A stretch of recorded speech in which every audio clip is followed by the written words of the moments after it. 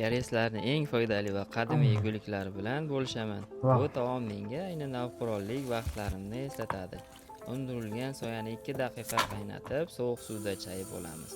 Uni yanada mazali qilish uchun kunjut yog'idan foydalanamiz. Piyozni yog'da qovurib, soya ustiga solamizda murch, soya sousi, paprika, kashnich, uksus va tuz bilan aralashtiramiz.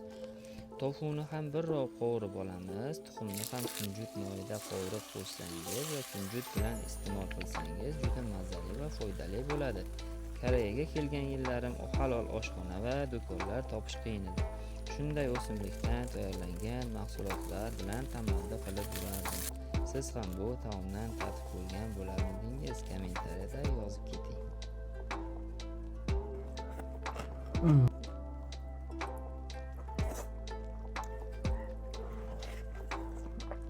너무 맛있어.